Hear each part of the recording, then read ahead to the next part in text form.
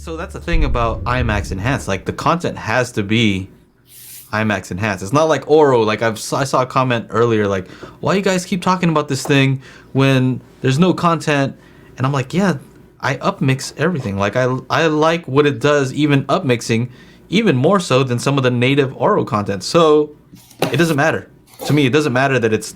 Of course, I'd want native Oro stuff. That's even better.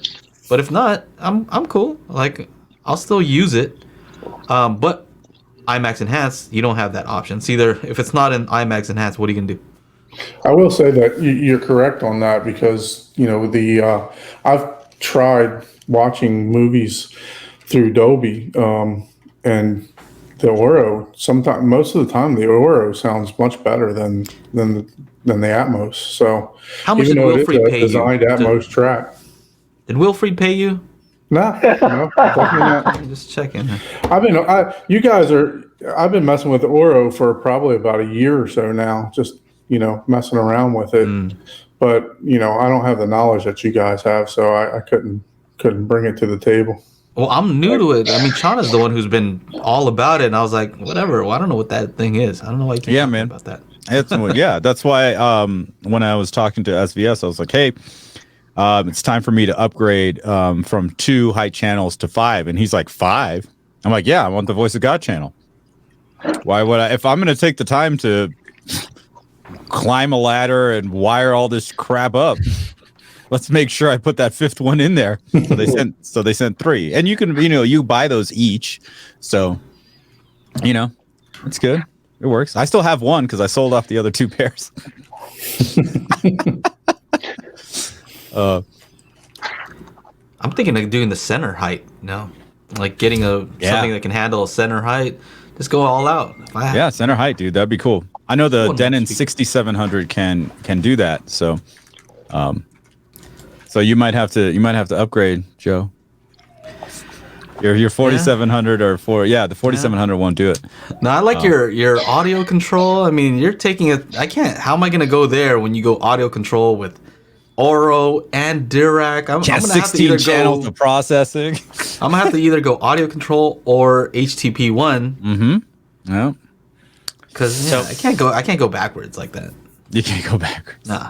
You can't go down. I can get the new JBL that everybody's getting. Is that it? Which one? I don't know. Which one is that? What's it? The 55? I forgot what it's. A lot of people are getting that new JBL. It's a 16 channel processor. Also, I think it's in the range of $6,000 or so. Oh, pocket change. The SDP 55, is that it? Yeah, correct. Yep. Ton, he says, how many positions do you use when running YPOW? Yeah, so typically, at least in my home theater, I run on average 4, but that's just for like any type of regular calibration for either new gear or stuff that I'm trying out. But I have run before 7, but I didn't notice too much of a difference between that unless you're in a more unoptimal position. At least in my home theater. Actually, give me a second. Looking at the board, my room dimensions are 8 feet high, about 12.5 feet wide, and technically the full length is 26. But I have like this weird hallway crop that comes in at about 16 feet. So since I'm not usually in the fall back there, and I've got this weird, I guess, vent that's right above me. So most of what I hear over here tends to be bass, and all like the mids and the highs are essentially dead when they get to basically where I'm sitting right now. So typically I'll just run 4 for what I do because it's a love seat position. A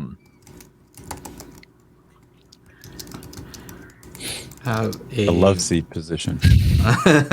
You got stuck on that too, huh? Like, wait, where do we go from there? I forgot. That's right. It's Chana. That was all I heard. Love seat position. The love seat position. What? What's going on? Let those guys at Sign United know so that they can get a special calibration. Exactly. Yeah. And very convincing. Yeah. SDP 55 surround processor. Oh, for a processor, this sounds like It's got all the bells and whistles. Bad. Yeah, it's got all the bells and whistles, all the codecs. Is that more similar to like a high-end Arcam or like a Trinov? A lot of people saying it's an Arcam. But Okay. Yeah, there's a lot of actually, JBL does have one that is a Trinoff also. That is a Trinoff? What do you mean? Pretty much, it's made by Trinoff. It says it on their really? website there. Yeah. What is that optimizer that Trinov has? I don't know too much about it. You guys know about it? Like, what does it do? Like, there's some kind of optimizer that they have. Like, if you have certain layout, it's supposed to adjust for it. Is that what it is? I don't know. I just know they have that special 3D microphone that's supposed to be able to place your speakers within like millimeters of where they actually are. So Okay. it's I've heard a couple of them.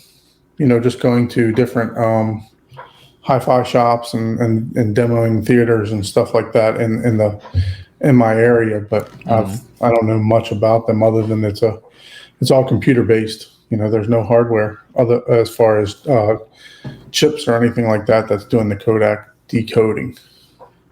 Oh, look at this. The JBL SDP 55, Arcam AVR 40, and Audio Control XR6, that's the one I'm getting, and XR8 are all based off the same platform. I would argue that the audio control option is the best build quality and layout, but they are all close. Okay. Interesting. There you go. Thank you. Thank you, Snoots. So that's the one you need, Joe. Yeah. That way you can compare it to Chana's when he gets his. Maybe, yeah. I got an idea. Audio control. Why don't you guys send me one, and then Hobie, Monolith, we'll do a heads up. You know what I mean? And then I'll keep the one that is the best. That's the way. That's how you win. That's how you win. Yeah, that's how you win. No, that's how they win. I get to keep it.